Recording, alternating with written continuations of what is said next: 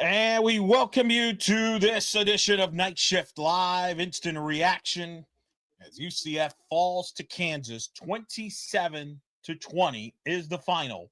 As UCF drops to 3-2 on the season and loses their second game in a row. Welcome, everybody. Eric Lopez here with you. Kyle Nash and Don Struble are at the Bounce House, currently covering the post-game pressers. They will join us as soon as that ends.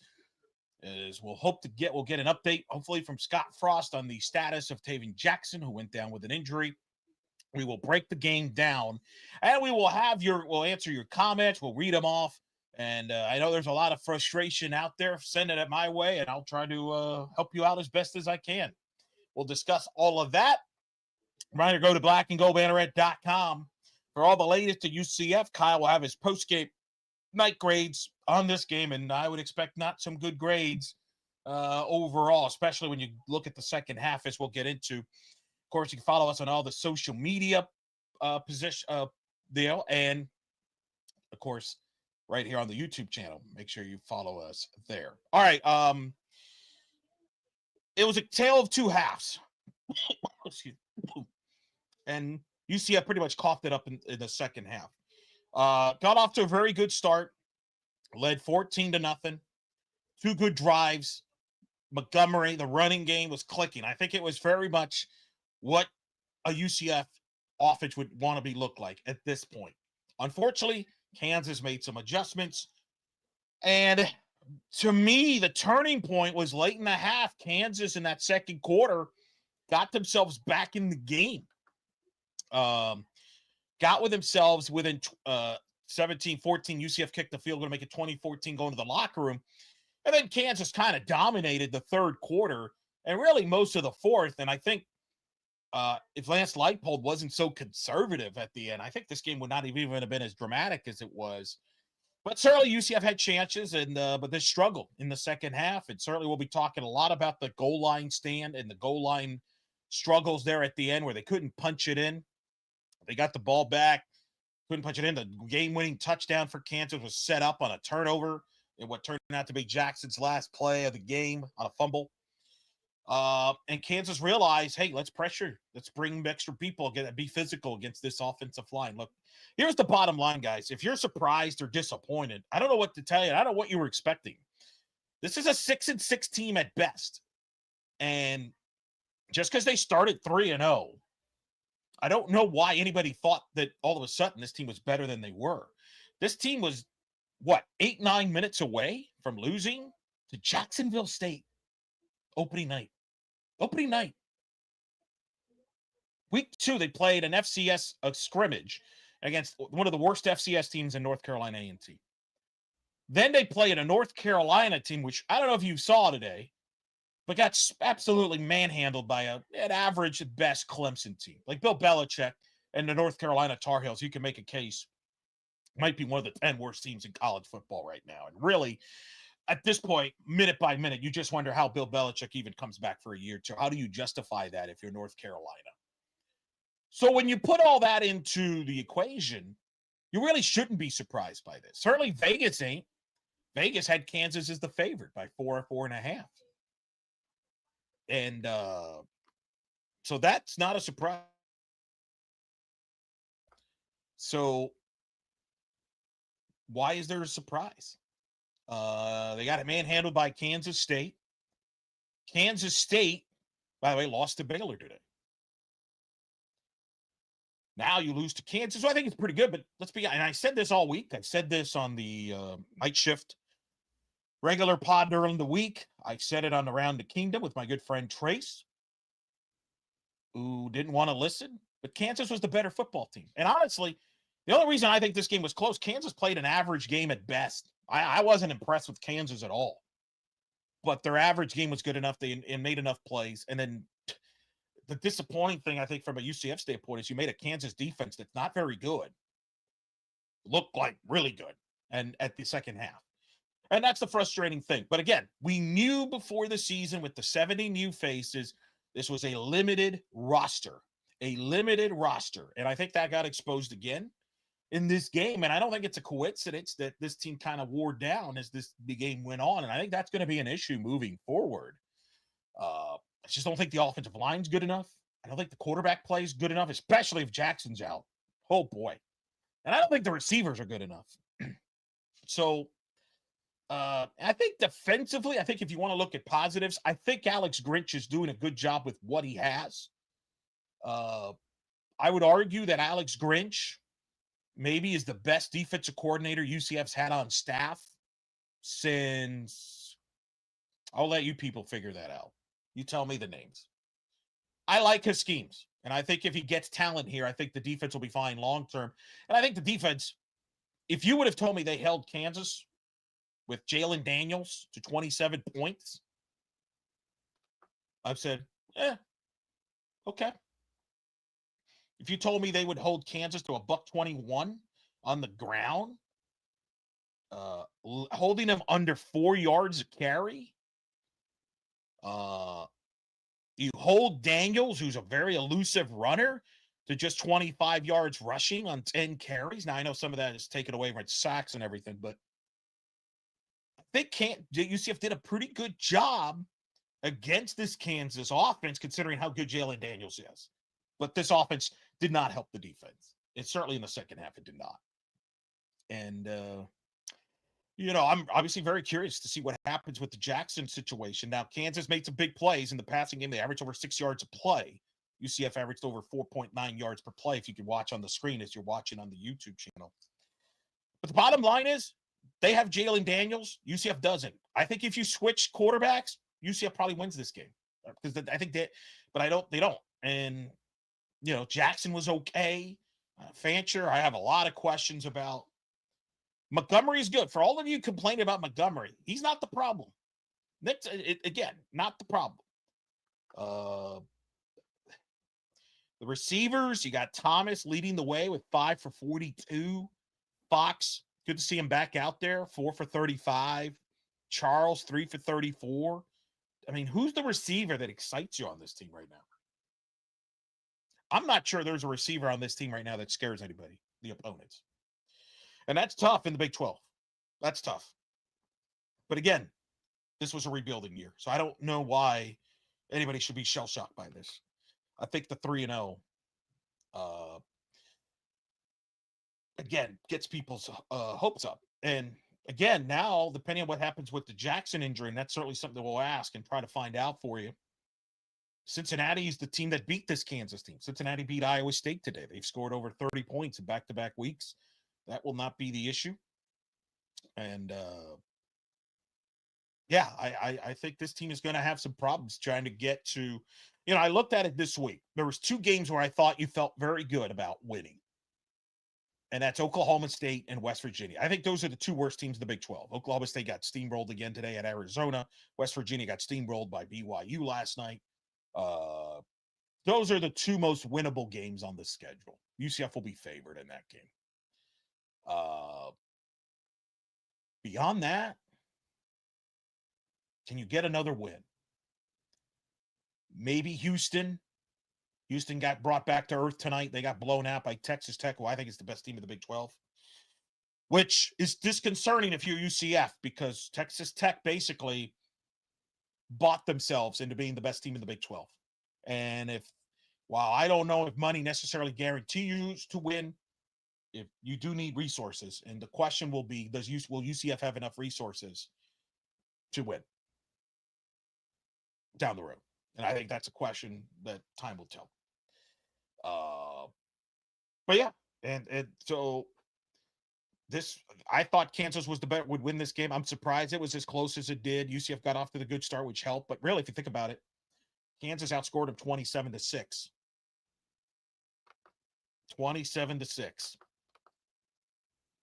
From about halfway through the second quarter on.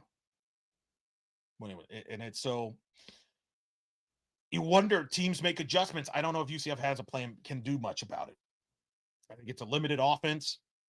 And I think their recipe to win games is to run the football like they did the first quarter and a half and play good enough defense in the red zone and try to milk the clock. The other thing is, I'm looking at the time of possession. Kansas 30 minutes, UCF 29-59. That doesn't sound like a big difference. I think for UCF to win games, they're going to have to win the time of possession.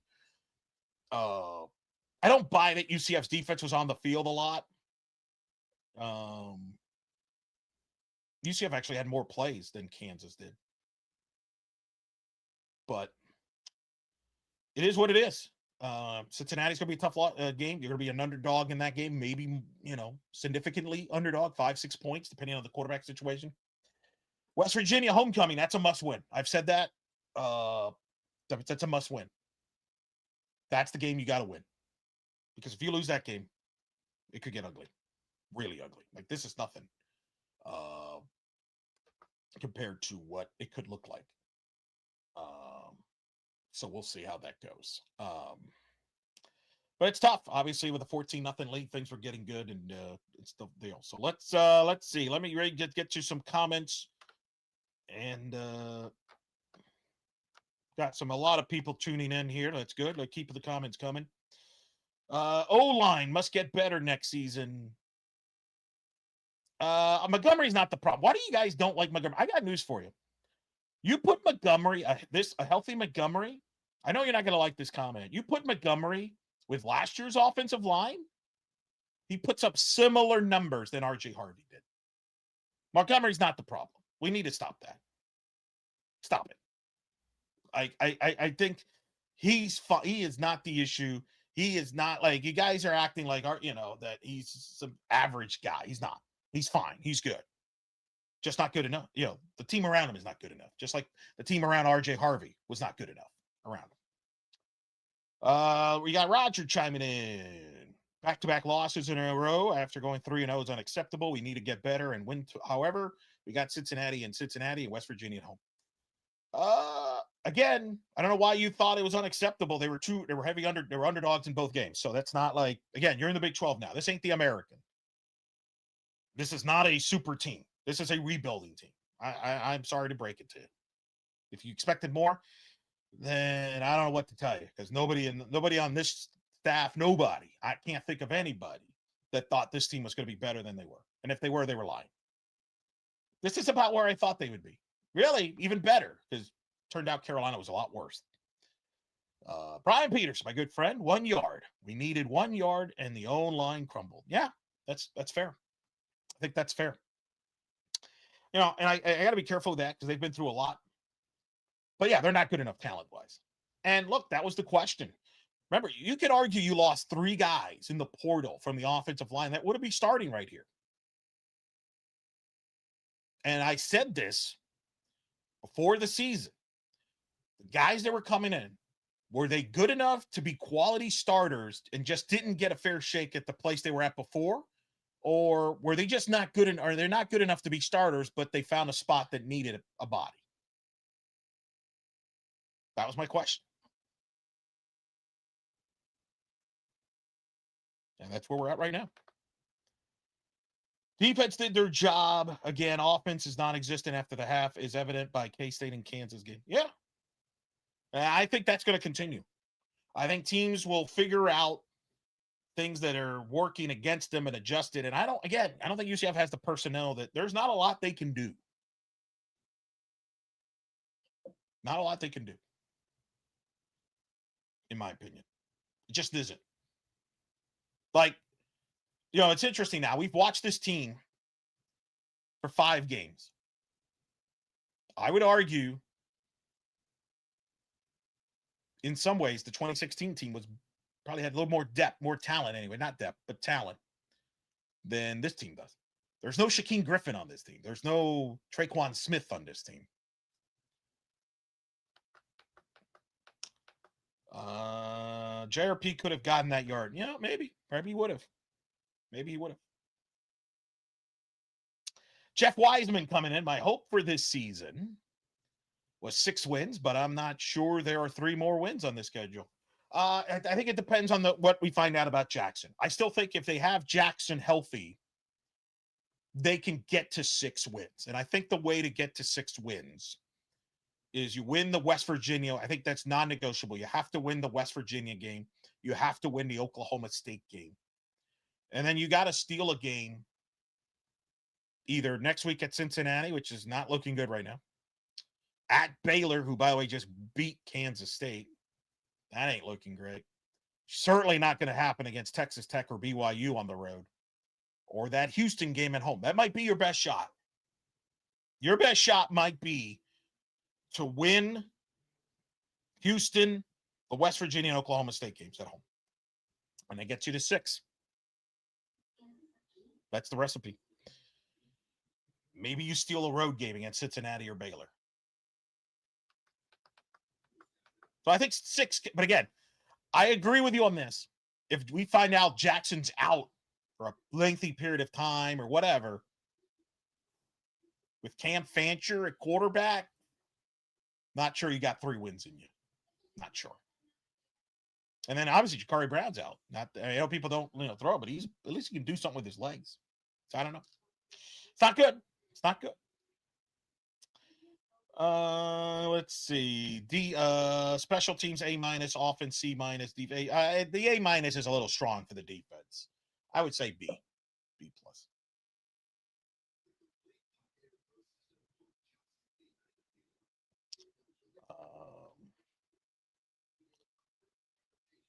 Some people saying 5 wins.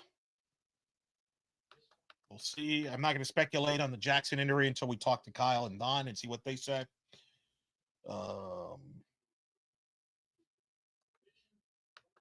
I agree with MC Gusto in this regard. We just don't have the talent to compete with the big boys. I agree. Period. Simple. Just got to accept the facts. To rebuild. Everybody said that. It's not going to happen over one day. So I agree with that. That's why I'm not losing my mind about it, because, like I said, this is who they are. This is not a star-studded roster or any of that. And there's limitations. And I think it's up to this. You hope that this year is a year where you evaluate what you need to fix, and you try to fix it over the next couple of years. But I do think there are positives. I think the defense, very little missed assignments, very sound tackling. I think there's positives there. Like I said, I like the direction of the defense with Alex Grinch. Get more personnel up there, especially in the secondary. And I think you got a future. But the offense, I don't think the offense is fixable this year. I really don't. And the question is, how long will it take for Scott to fix it? Some of you didn't like the play calling. Was he too conservative there? Maybe. But the bottom line is, it's a yard out. Push it in. Come on. Not too hard to do that. Let's see. What else we got? Yeah, I agree with David Holmes. I think they've played better than I expected. Right. There was a lot of uncertainty. There was a lot of uncertainty going into the season. And I think the defense especially, I think there was a lot of questions with the Grinch hire that this happened. But that's a good point. Does this team need a Bowser type, a physical back, a big back that can growl and get you a couple? Yeah, it's interesting. David Green says, I was at the game. Guys are open. So the illustration there is saying that maybe the receivers are not the problem, that it's the quarterback. Yeah, maybe that's a combination. Maybe there's some fairness to that. All right, we got right now joining us from the press, from the coach's box, ladies and gentlemen. He did not call the plays down in the goal line. He just observed and covered it. And that is Don Struble joining us from the bounce house following UCF's 27-20 loss.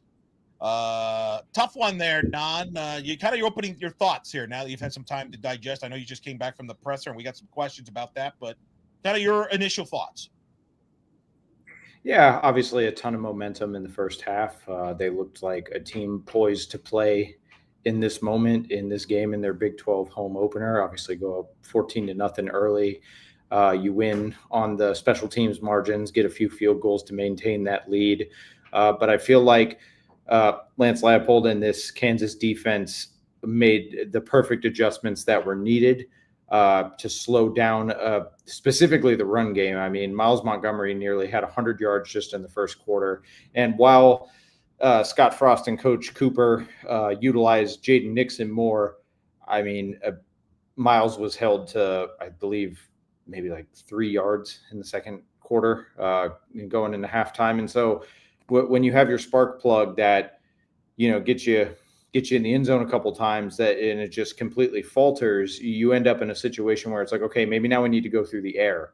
And Taven Jackson missed a few layups prior to getting hurt, and then he got ambushed and crushed on that blitz.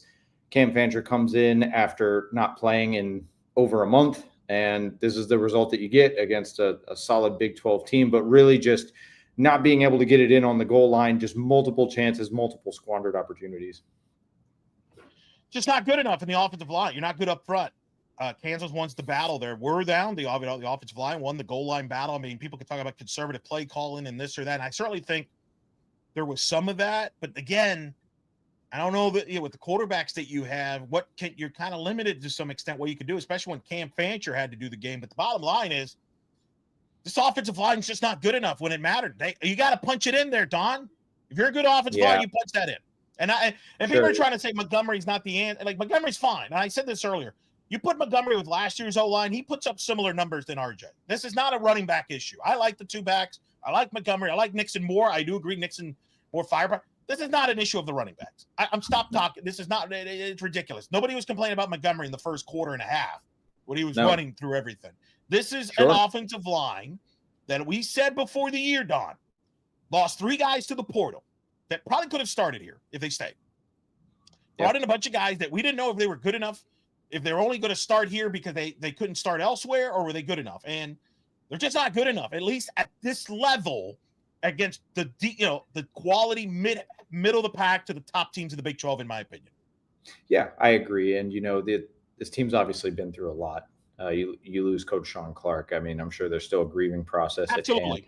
You implement Danny Hope to try and help fortify some things, but you're right, because the running game, certainly athleticism is not the issue. I mean, we saw Miles's hurdle, we saw him bounce out of those tackles to convert on 4th down in the first half, just make really athletic plays and keep plays alive with his legs, which is exactly his job, and he adhered to what his job is. But yeah, I mean, you need the help from your offensive line. I mean, how many times did we see?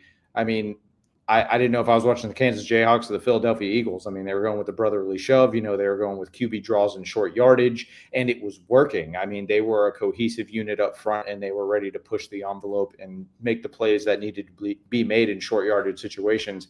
Now, I'm sure once Kyle Nash joins us, he'll have somewhere to disagree with this and give us his analysis as a former O-lineman. But you're right, Elo. I mean, those are the plays where you have to win trench warfare. Well, and I think you could tell, too, the way defenses, they're not shy to bring extra bodies and pressure the quarterback, right? Because we're going to bring the extra bodies. We don't think the quarterback's going to be able to figure it out. We don't think the offensive line can block us. Right. It's a sign normally that, hey, we could we're better than this when we're better than you. Sure. Right? Like, and I think, and again, I keep saying this is a rebuilding year. Like, this is not shocking developments here. Like, anybody that should not be surprised by this development. No. What did Scott Frost have to say? Obviously, there's a lot to say, to discuss. In particular, first start off with the Jackson. Do we have an update on the Jackson situation with his injury? And then what did Frost have to say about this game? Yeah, well, Jackson was holding his arm going out, so obviously they had to go to Cam. He doesn't have an immediate update. I mean, there might have been something that I missed, which is on me, but, we'll talk to Kyle here soon. But I think it was just a next man up mentality. And he said, back to your points about the running backs, that's where they have the most stability, not just in terms of like production, but especially health right now. I mean, you look all over the field and there's guys getting dinged up. Horace Lockett's done for the year with a torn pectoral. Wow, I did not know that. Wow. Yeah. He told us that tonight. So this team is the health. I don't want to go as far as to say it's a house of cards right now, but they're definitely dealing with some adversity on that front. And so, when this happens to your quarterbacks. I mean, they couldn't even go to Jakari Brown on maybe some of those run plays where you could punch it into the goal. Brown could have made the difference in the goal line because that's the guy. His athleticism.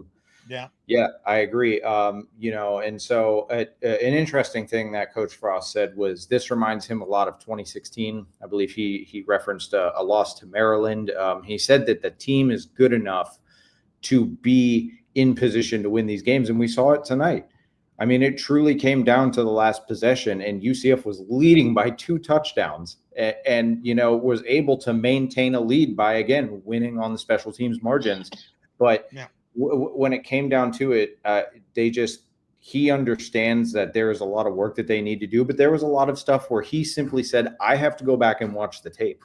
I need to understand what we're dealing with here, and I will have better answers for you on Monday. And that was a sentiment that some of the players shared as well. Yeah, and listen, you're mentioning the injuries. We had questions about this team's depth overall.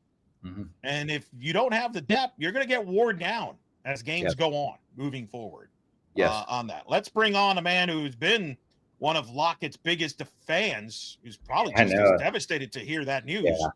And one Kyle Nash from the stadium. First of all, Kyle, I mean, that's blockbuster news that Don just shared with us about Lockett being out for the year. How significant is that from a defensive line standpoint? I know that they have depth, but there's questions about John Walker and what level he's at right now. I mean, that's a huge loss, and a team that we question about how much depth they have. Well, and in particular, I heard you guys kind of loosely mentioning it, but it's the clustering of injuries at the quarterback position. Questions about depth aside, when you have 3 deep that you're in with your group, that's already a big problem already. And of course, listen, I have championed Horace Lockett plenty here and other places on the Black and Gold Banneret and KnightShift podcast. Bing! But, it's a big loss.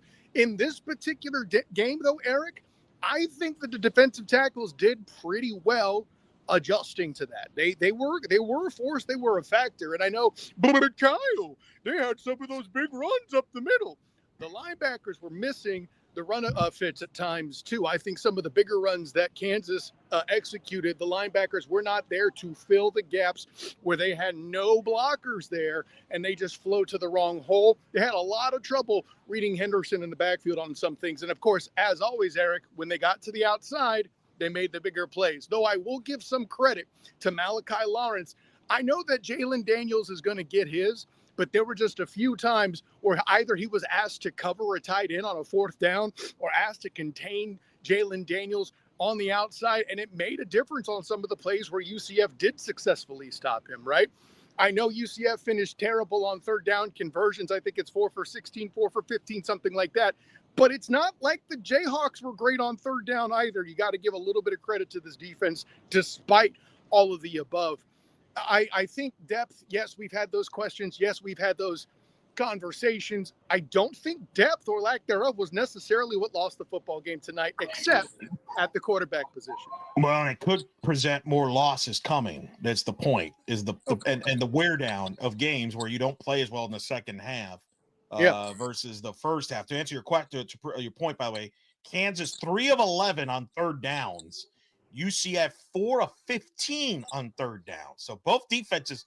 Look, I think and I said this in the positives, I think from a defensive standpoint, I think Grinch, I said this, I would argue Grinch is the best defensive coordinator UCF has had in a while. I like his schemes. Think about it. I like their schemes. Their players not always, nobody's perfect, but I feel like in a high percentage of being in the right position, they're making tackles. I don't think any one of us has said at one point this year, boy, this team missed a bunch of tackles, or, oh, boy, they lost there's not been a lot of that chatter like the last couple of years. So I like what Grinch is doing.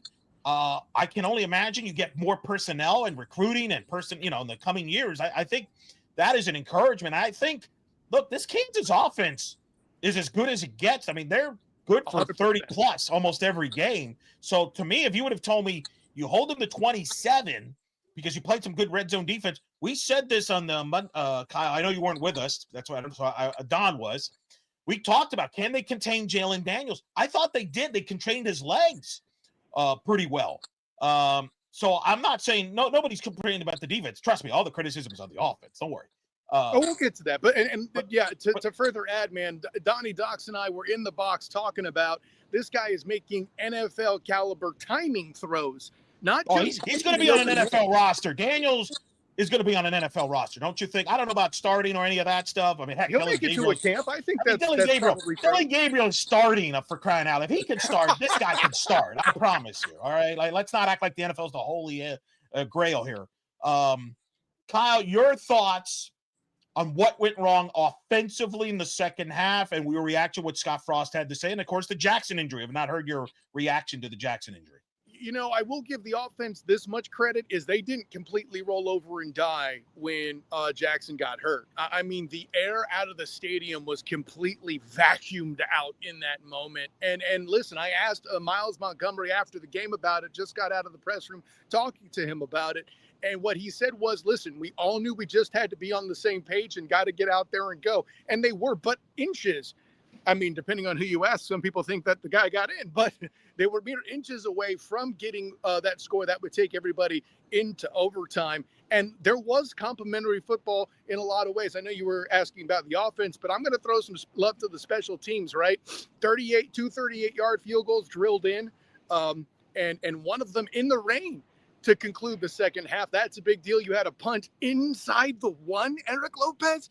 Come on, man. What more could they do to help this team win? It's almost as if having their own guy to coach them mattered, right?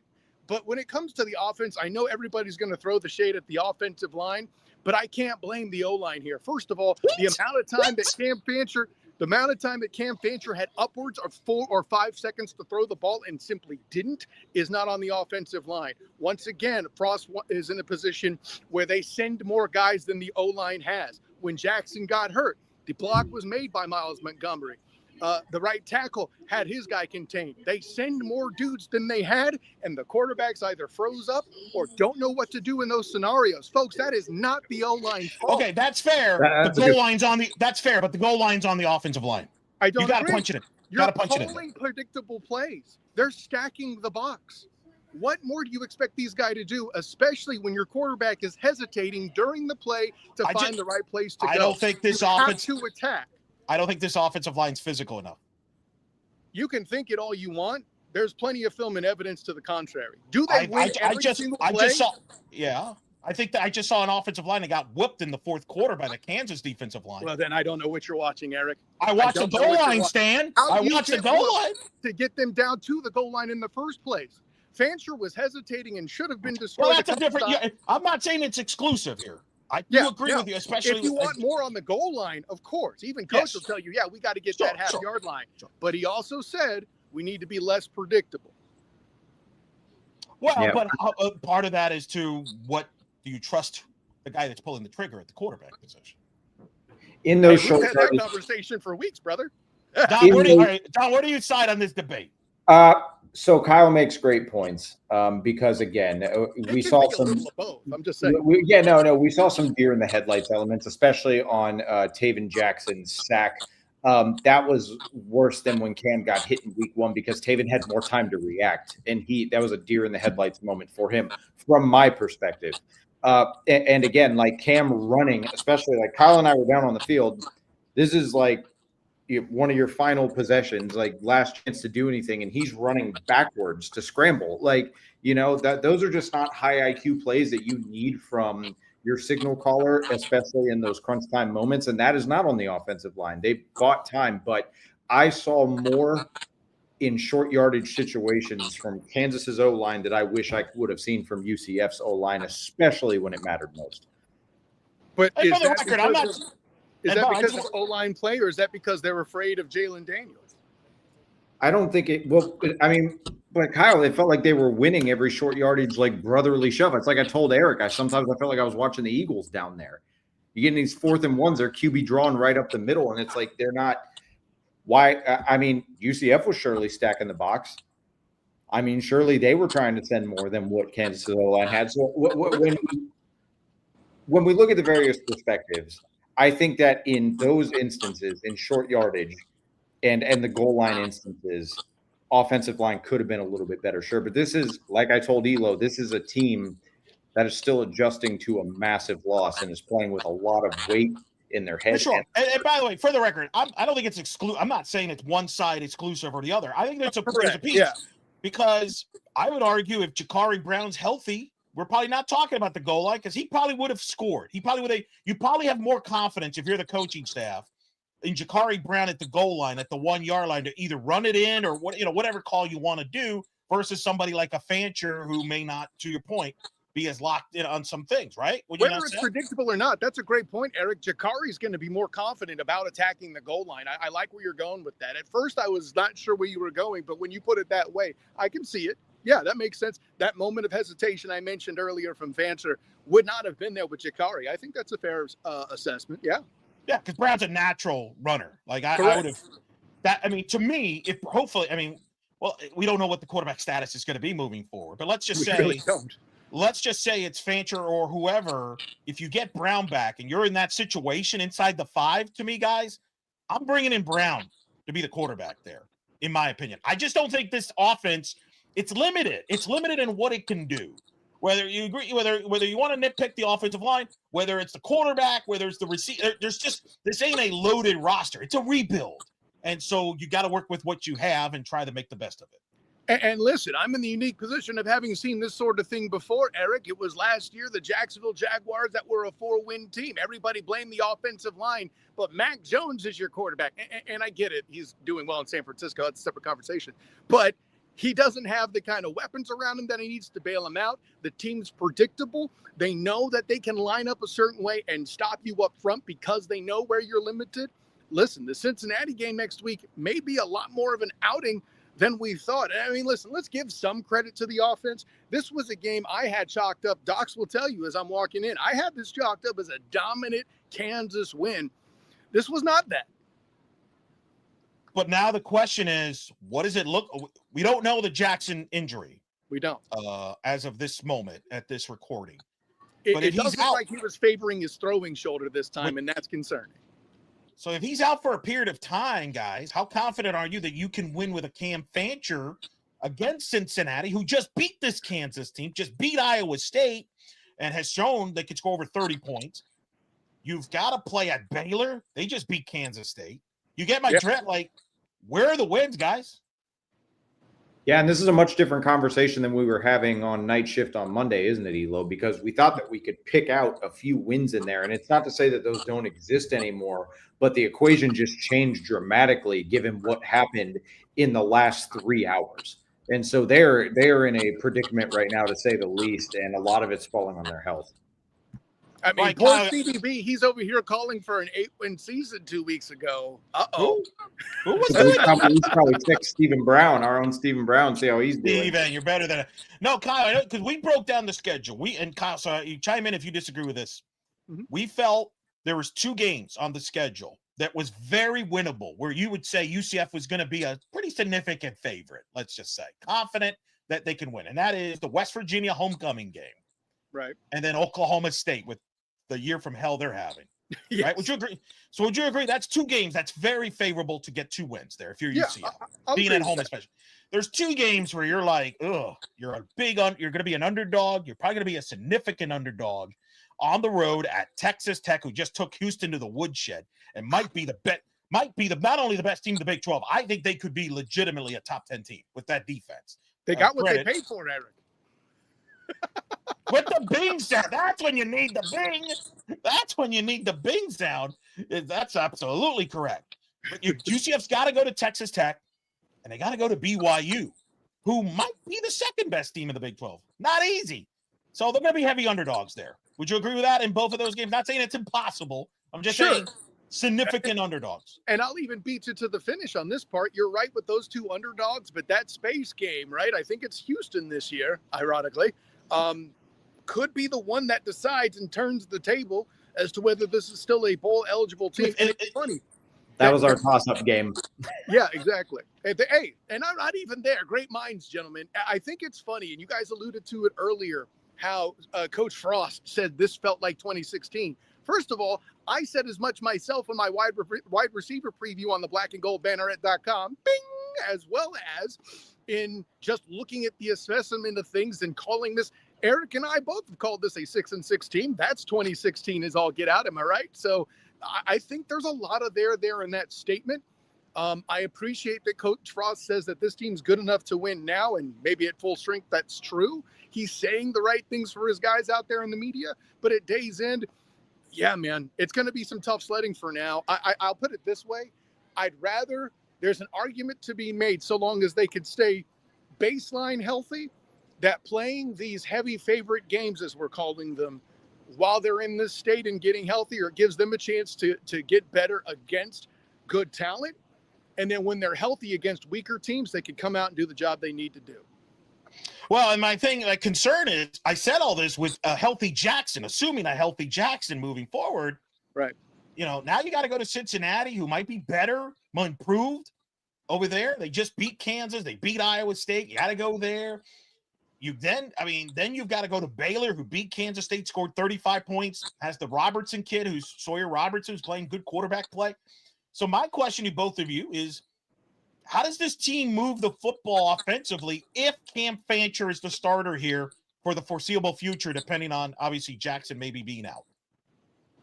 I mean, there was some comfort in the dink and dunk once Fancher sat down, right? Wouldn't you say, Docs? I mean, granted, he had a couple of escapes. There was one where he stepped up into the pocket and turned it into a big run. Everybody got excited. I'm like, but this isn't sustainable. Then suddenly he hit some screen passes here and there. This is something where there may not be the threat of the long ball, but at least something that'll keep somebody honest enough to not blitz. If you can complete passes in that short kind of, West Coast offense style kind of phase, true Oregon ball, if you will, from Frost's origins, that could be enough to at least make you an offensive threat that could put up the required 20-ish points that you need to win football games typically with a good defense. Yeah, I mean, I think that it's like I've talked about before. I'm not even seeing any renaissance of UC fast. I mean, they have their moments, but this is more of a death by 1,000 paper cuts offense.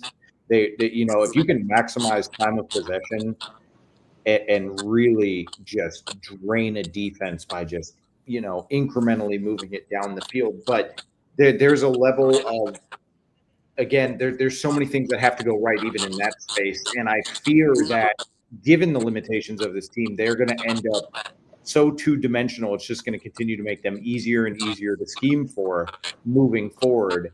And at some point, you're going to have to win on the perimeter. Something Eric and I talked about on Monday's show. You got to win on the outside, and you got to sometimes go over the top. It doesn't got to be the identity, but I've been saying this all year. But I think that moving forward, especially when you don't know the state of your quarterback play, you got to keep it. You got to keep it manageable, and you've got to really, really win time of possession and just incrementally move down the field. You're an NBA guy, Docs. It's spacing. It's all spacing. Well, here's the thing, right? Whether it's the offensive line, whether it's the quarterback, defenses are not going to be afraid to put as many people and bring as many people as they want into the box, to put pressure on the quarterback, to put pressure on the offensive line, to make them block extra guys. Because I don't think defenses are like, go ahead, we dare you. Go ahead, see if you can block us. See if you can read it. Right? All it takes is one for them to change their mind, Eric. That's all it is. Well, let me ask you this question. What's your thoughts on this receiving core? We've seen this receiving core for a while. Is this receiving core good enough? I know some people have kind of argued with me. They say, look, they're open. There's fans that have chimed in on the comments saying, look, I'm there. They're open. The quarterback's just not getting them. Is that the case? Or is there something? What's your evaluation on these receivers? I mean, Docs, we've said it. You've said it. It's been said. Fancher was kind of paused at times. I agree. These receivers are not only good enough to get open, but how many times, guys, throughout this year when stopping the clock was important, have we seen a Dwayne Thomas run out of bounds to stop that clock? This group is fast. They're intelligent. I mentioned it in my aforementioned wide receiver preview that even though this is a new group of guys together, right, your starting group, the youngest dude is a junior. These are smart football players. These are guys that know what they're doing. They have the speed. Listen, you've learned nothing from Frost to know that he can't find athletic dudes. What are we doing here, right? So yeah, I agree with that take that these receivers are enough to do the job. It's not quite as blatant as last year where you have a couple potential NFL caliber dudes and they're stuck with KJ Jefferson and company. It's not that bad, but the receivers are good enough to find the opening, and they block pretty nice too while we're on the conversation. Sean Beckham isn't going to let them skip out on blocking. No block, no rocks a thing around here. Yeah, I think, I see a lot of potential in a Dwayne Thomas Jr., Wade and Charles for the future, DJ Black. I mean, these aren't, this isn't wide receiver you guys, but these are very competent players that can go and get the job done. I mean, we've seen on multiple occasions Dwayne Thomas Jr. lay out to make good grabs. It's really just how often can they separate against the better corners and DBs that they're going to face in various secondaries across the Big 12. And I think that we have a decent litmus test, but there's a lot more to be seen moving forward. I think they are good enough to help get a couple more wins, if not a few, but we're not going to see them. I don't think this is Traquan Smith and company. I don't think anyone's saying that. I guess I was just going to, and I'm spoiled because I remember in that dreadful 2015 season, Traquan Smith still had over 1,000 yards and, was a weapon as a freshman. But maybe that's the exception to the rule here. Maybe it's not. Maybe I'm putting too much expectations on this core. It is some youngsters. I think 3 receivers, freshmen play tonight. And again, you can only, you're dependent on the quarterback.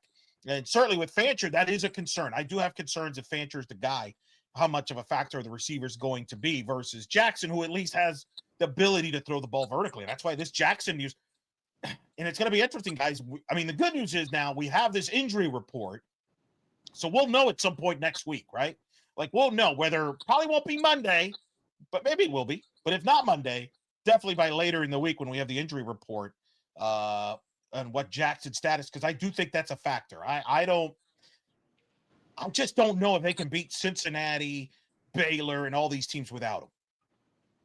Yeah, no, I mean, that's certainly the take for sure. But again, the season goal of bowl game eligibility, Eric, is still attainable if they can get Jackson back by the space game. I would say that. Obviously, we'll still see. We'll reevaluate. Can they beat West Virginia without him? Maybe. I'd have to see more, and who knows? Maybe even West Virginia gets nicked up between. Well, listen, West Virginia doesn't want to hear excuses. They're starting quarterbacks out. We're starting running backs out for the year, so Rich Rodriguez doesn't give a bleep what our problems are. He got his own. Accurate. Right. Listen, if that game is not like 12 p.m. ESPN Dark or ESPN Ocho when it gets announced, I don't know what is. Anyway, right after the dodgeball championships, Eric. Yeah, exactly. I mean, that game will be for the heart, for the diehards, my friend. So Montgomery, what's your thoughts on people I don't understand this negativity with Montgomery. I don't know if it's because he's following RJ Harvey and people have this high expectation where I personally like Montgomery. I thought he ran well when he's doing his job. I don't understand. What am I missing here? This dude racks up 96 yards in a quarter and you're still bitching. I can't. Yeah. Like what? Doc, you got anything? Because even I'm stumped. I already talked about it, man. Even Frost said it. They're getting the most stability out of their running back room, and that's. Let me ask you this, Scott. Don't you think if Montgomery had the offensive line like last year, or even a couple of years ago, that he would even have better numbers? That was my argument. Just from I just like the offensive line better from the last couple of years. Where I think. I'll be honest. I think RJ benefited from it to some degree, from a good. Like RJ didn't just run that on his own. Is my point. Yeah, I mean, Kyle would be more qualified. I'll give you a strong. I don't know what you want me to tell you. I think it's right. By the way, this offensive line is fine. I think it's. I'm not saying it isn't. I'm not saying it isn't. I'm just saying, like, compared to the offensive line, like. I like the first 2 years. I thought the old offensive lines were good from a rushing standpoint. I thought was really good with and remember, people forget this. You lost 3 guys that entered the portal from the offensive line that might be starting right now here instead they got poached. Yeah, by their former coach. But listen, I feel weird about supporting that offensive line in front of Donnie Docks. He's going to call me antiquated, and I don't need that here on this show. So no, I keep. But hey, you're the one bringing up Bart Starr pre-press conference. All right, so here we go. This is what I'm talking about. People are saying, "Well, Kyle, whose fault is it that Montgomery went from 99 yards in the first quarter and half to nothing after that?" Can't it just be Kansas's defensive staff for making an adjustment? Hey, They might give it to this Montgomery kid. Let's dare them to find somebody else. I think Even that's my Miles point. No, that's exactly the point. Defenses are going to adjust, and I said Right. this earlier. They're going to adjust to what's working against them from UCF, and I think UCF just doesn't have a lot of options. This is not a roster that you could do a ton of stuff. So if teams figure you out, there's not much I think Frost can do with this roster this year, in my opinion. Correct. Would you know who agrees with you, Eric? Do you know who agrees with you from the post-game press conference? Who? Miles Montgomery. Yeah, I like the guy. I'm going to defend Miles Montgomery. Me too. I don't understand this nonsense. It's just absurd. Hey guys, all you RJ Harvey lovers, how's that clipboard looking in Denver? All right, settle down. Will you stop with your scatteraboo propaganda? I knew this was going to happen. At both some running point backs in who are this show, I amazing knew at this was their going to job? happen. What are we doing? Hey, at least Scatterboo started. Actually, RJ scored a touchdown. Good for him against a hapless Bungles, Cincinnati Bungles team. Jeff would be seething if he was here. But yeah, I don't know. I just think this team is limited, and the good teams. And look, Leipold's a good coach. They're going to figure it out, and they have better material. That just is the reality. And maybe some people just can't accept that. I think we kind of knew this with this rebuild. They're going to struggle against the top half of the league, and Kansas is, I think, middle of the top half of the Big 12. They're going to be a bowl team. Honestly, if Kansas had a better secondary, they should have won the Missouri game. They didn't stop Cincinnati at the end. They could have easily been ranked if a couple of things happened, but that's life. And look, it's not going to get easier. I know people don't like Cincinnati, but they look pretty good. You're hoping that maybe Cincinnati has a hangover from the upset over Iowa State today. But again, this is a rebuild, guys. I just have to tell you, there's no reason to be shocked. I don't think, right? There's nothing you've seen here that's shocking, is it? Not for me necessarily. Hey, listen, like I said, I am perfect on all my picks so far this year in preseason of this schedule. I'll put it that way. Oh, very good. That's a good answer. By the way, Jeff Weissman, good point. Montgomery. We're muted, Elo. Yeah, you went to mute. I want to hear that good point too, bud. Well, no, it's Jeff Weissman saying Montgomery would look even adjusting. It's not Montgomery adjusting. It's finding quarterbacks that could, make the plays too, because that's part of it. The quarterback has to adjust to what the defense is doing too. So it's a combination of things. Absolutely. Complimentary football. Do you think Jakari would have do you think if Jakari gets healthy, and let's say Jackson's out, do you think he gets more playing time with Fancher as the starter? Or do you think this coaching staff would let Fancher ride as long as he can and until otherwise? How do you think you would play? How would you play the quarterback situation? I would honestly, I think they're going to make a decision based on what they see in Cincinnati's defense, who they think, if they think they could take better advantage of the ground game against Cincinnati, I think they'll go matchup purposes. I agree with that, by the way. I agree with that. Yeah, this is exactly what I feared. I don't think it's not the same context, but I was hoping for a starter under center to go the duration of the season. And we know what Jakari Brown is. We know how they use him. This is how he was used last season, maybe a little bit more in Gus's offense to be throwing. But, I mean, their hands being forced, guys. Health is forcing their hand, and we don't know what's going to happen next. But I do think that depending on the need, we could see them going to both guys. And we got to find out what's going to happen with Taven Jackson here. I mean, the way he was clutching his arm, that could be something very minor. He could just be dinged up. It could be a contusion. Could be worse. Let's hope it's not worse. But it didn't look like just a stinger from my experience. No, they showed him on the broadcast. You could tell at his facial he was in pain. This was not last week Kansas State. This was I maybe never say never, but I would be surprised if he's lining up next week. Yeah, in my opinion. By the way, Eric. No one is saying that the O-line and the running backs are exempt from this, but the simple fact that you're blaming the running backs for the losses is absolutely asinine. It's one of the most it's just ridiculous. Like, what are you no, if you think the running back is the problem with this offense, oh my goodness, it's a combination. We're gonna say it again. It is an offense that's limited. I think it's an offensive line that's not bad. It's good. I do question the depth of the offense. I wonder, let me ask you this, Kyle, about the O-line. Do you think they get worn down as the game goes on? Maybe they don't have the depth as, say, a Kansas defense. When you get these constant guys pushing you, does this offensive line get worn down? We always hear about offensive lines wearing down defensive lines. Could we be seeing the reverse here? Because maybe this team doesn't have the depth, and maybe that played a factor in the goal line. I mean, listen, when you're run blocking, it's more demanding on your body. And I'll even add this element to it, Elo. Who's playing through injuries that we don't hear about, right? There's a difference between injured and being hurt. How many of these guys are playing hurt and are somewhat limited compared to where they are? And I'll give the O-line this much credit. Until they had a complete disaster they had to overcome, the penalties were relatively under control, especially in the first half. I think they had 2 penalties. They even had fewer penalties than the Jayhawks in the first half, right? The second half, then the air came out of the sails because of the Jackson injury, but I think they were still maintaining, again, a relatively disciplined concept. And I know the players and coaches are supposed to say that there's no changes. There's an adjustment when the guy at the center changes, and there's just a few timing things you've got to get through. I suspect the upside is this, guys. When UCF goes to battle Cincinnati at noon next week, I'm going to be looking at that penalty number, win, lose, draw, otherwise, to see. I mean, there is no such thing as a draw in college football anymore, but that's a separate conversation. But I say all of the above, gentlemen, to say, if those penalties are low, I'm still seeing it as growth for this team. Yeah. Also, just to chime in here real quick, received an update. Our own Jeff Sharon said that he saw that Taven Jackson had a sling on his arm. Now, we don't want to become victims of speculation, but it adds a. We're not no reckless speculation here. What are you doing? We're not doctors. No, we're not. We're not. But it adds a little more context to the severity of the pain he's at least dealing with in this moment right now. Based on how he was nursing his arm, him in a sling makes sense. You might do that just out of precautionary, right? How many times have we seen guys walk in boots? You never know.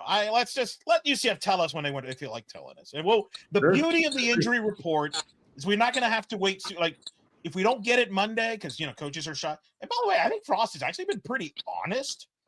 Don't you guys agree that Frost has been pretty upfront about injuries? Like, I've been surprised. He shared more about injuries than most coaches do, to be honest. And maybe that's because of the injury report. I don't know. Knowing that there's an injury report coming out on, I think it's Wednesday night. But he's been up front, so we're going to find out. There's no need to speculate. Yeah, I feel like he was pretty authentic his first go-round here, too, as well, for what it's worth. Yes, I actually agree with you. It's covered him the first time around. I would agree with that. So I agree on that front. So we'll see what happens. 3-2.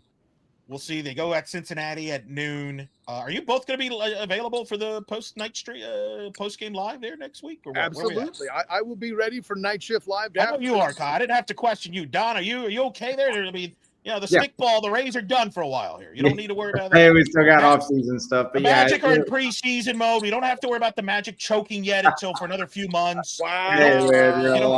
We don't need to worry about breaking news of a Jamal Mosley firing for another few months. Oh, my goodness. He's coming at me. Hey, don't forget the guy here in the bottom frame also covers that team, too. Anyways.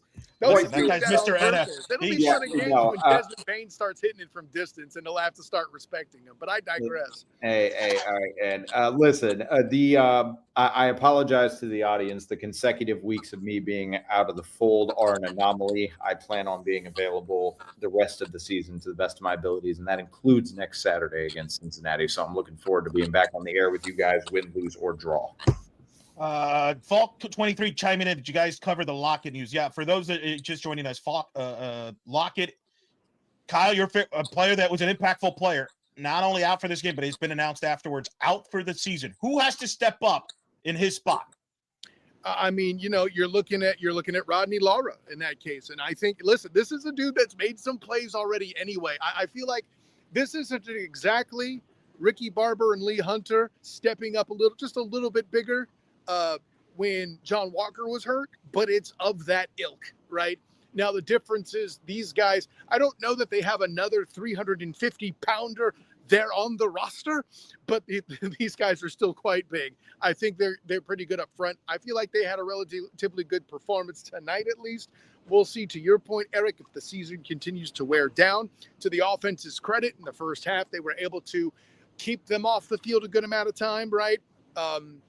I think that Cincinnati game, we're starting to get to that first year in the Big 12, that same conversation we were having there. If the time of possession can be controlled for the opposing offenses, you can get some rest for some of these big dudes, you have a fighting chance to keep the game close. All right, I'll let you both give your final thoughts here before we let you go. I know you still got stuff to do here. It's getting late there. So give me your final thoughts, starting with you, Kyle. Listen, the offense was excellent in the first half, and this Taven Jackson injury was not only bad for the game, but it could be for a portion of the season. I agree with you. I'm not ready to put a flyer on the entire season yet. Like I said, if there's a way that Taven Jackson can get back healthy and functional by the space game, bowl eligibility is still available for this squad. And keep your heads up, Knight Nation. The next couple games may be tough, but this season is not over. And bowl eligibility, which I think was our goal for Frost in his first year, and the goal of many reasonable Knight fans, is still on the table. So trust in that.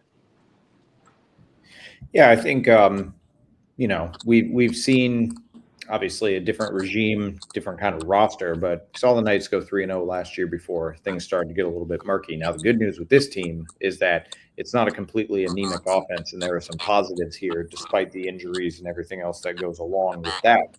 But they're going to need to figure it out, and they're going to need to make some serious adjustments and keep these Big 12 defenses honest, because it's not going to get easier from here. I mean, Cincinnati's coming off of a big win, and then it's just going to get harder and harder the further you go on, with a couple exceptions in the schedule. So again, I'm like Kyle, not ready to put a flyer on the season, but leaning more towards potentially missing out on bowl eligibility again, unless they can really, pull some stuff together and hopefully get healthy. Well, and the problem is you might need 30 points to have a shot. And that's not a knock on the defense. It's just the way the Big 12 football is. And this offense isn't built for shootouts either. And when I said this, the thing we didn't know is maybe can this team win a 38-35 game? I don't know if it can. This might have to win a certain way. They may have to win a 27-17 game where the defense controls the game but is not on the field for the majority of the game, or the offense stays on the field and controls clock. They may have to win ugly. I don't really think it's ugly. I don't know if this team is a 41-38 type of team. No, and we saw it tonight, and this was it looked like it was trending in a direction where you had a 2-possession lead. Like, you have to have some insurance there, and they lost that. And then when it came down to it, when it came time to play from behind in crunch time, they were incapable of doing so in those moments. And so that's something you're going to have to figure out somehow, some way, because it's going to be hard to beat teams by 2 scores. Yeah. And I mean, the example is, as much as we're going to focus on the goal line stand, and then even the last drive where they're driving and then turnover on downs, I would argue letting Kansas back in the second quarter and only being up 6 at the half just as much contributed to this loss than the fourth quarter. No? You know who agrees with you, Eric Lopez? Scott Frost. I always knew I liked him. Listen, man, he's been honest from day one. This is not going to be built overnight. So I think, unfortunately, there's going to be a few more setbacks this year. But I will say this team plays hard. Yes. Like, they play to the final whistle. They don't give up. I just don't think they have the roster. And let's not forget, to the Big 12. Yeah. No one at this point, has entered the transfer portal. Speaks to the culture. That's a great take, Docs. Speaks to the culture. That's a little early. Let's not. But is it though? But is it? Look at where we were this time last season. This time, oh yeah, go ahead. No, tell them. Right. Several players. First game together, right? Yeah, including that You want Xavier to talk about taking Townsend. a flyer on the season? They took a flyer on this university. They said, we're out of here. We're getting on the next plane. Including Xavier Townsend, who's contributed nothing to Iowa State since he's been there. Xavier Townsend and Boomer. Wasn't there somebody else I'm forgetting? I mean, a bunch of guys. Yeah. No, that's a good point. It all said down. That's a good point, and I think that's part of the goals this year. And listen, it could also be worse. You could be in Chapel Bill's Road, which was that 70-50, James Madison. Kyle, there's a good chance you and Bill might be both covering football a year for the next season instead of him on the sideline. I'm happy to be. There's a better chance of you being on the sideline than him. There's a better chance of I'm happy to be the energetic portion of that pairing and have a spirited conversation about the importance of long snappers. So, like I said earlier. On that note, boys, tell the audience what they can expect now on blackandgoldbanneret.com. Well, listen, here I'm working on making the grade here as we wrap up and what evaluations I have for these two teams. A tale of two halves, to say the least. But at the end of the day, you're going to see that up on the blackandgoldbanneret.com very soon. And then, of course, make sure you check out the YouTube channel, KnightShift, of course, where you'll have not only this action to catch up with if you did miss the first go round. We're going to be putting up the post-game interviews, our conversations with them. And then also, if you don't like video for whatever reason, look for the Night Shift Live podcast. We'll get that instant reaction up there as well. Beautiful. Nani, I know, and it's going to be fun. Boys, always a pleasure to talk to you. Let's see if we can reunite next week. Road game. I might let one of you host, and I'll play the second, the guy that pops in and argues with and disagrees with whatever point of view the host goes. We'll change roles for a little We bit. agreed plenty, Eric. Come on now. That was a fun little back and forth though on the O-line. I think that was a fun part out there. Don enjoyed it. He was smiling through the whole yeah. I love being a spectator to you two. All right, boys. We'll be in touch. We'll talk this week. Sounds good. All right, be safe. All right, that is Kyle Nash, Don Struble from the stadium joining us as UCF loses 27-20 over Kansas. And that's going to do it for this show as well. We're going to wrap it up from that point on. Reminder, go to blackandgoldbanneret.com for all the latest in UCF. We'll keep you certainly updated on the Jackson news front there. Other sports going on. Volleyball lost at Iowa State on Saturday in 4 sets after losing at Colorado on Thursday, where they blew a 2-set lead on that one. So they hit a bit of a rough go. Women's soccer, who beat Utah, has a big home game on Sunday. We'll have coverage on that on blackandgoldbanneret.com, the only UCF platform that covers all the sports there with post games on the YouTube channel as well. Men's basketball will be just around the corner. We'll have basketball coverage. Fall ball getting underway this for baseball and softball as well. So it's about to get just as busy on all fronts on UCF. And of course, next week, UCF football on the road at Cincinnati at noon Eastern.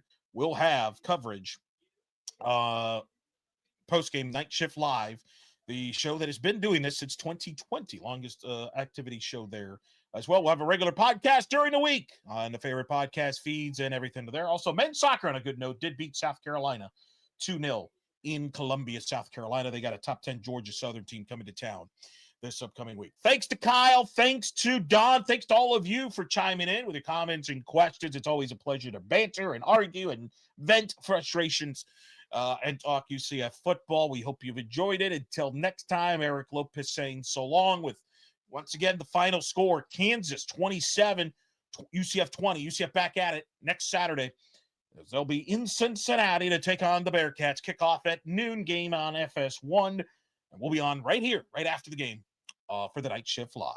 Till then, good night and charge on. This has been Night Shift Live.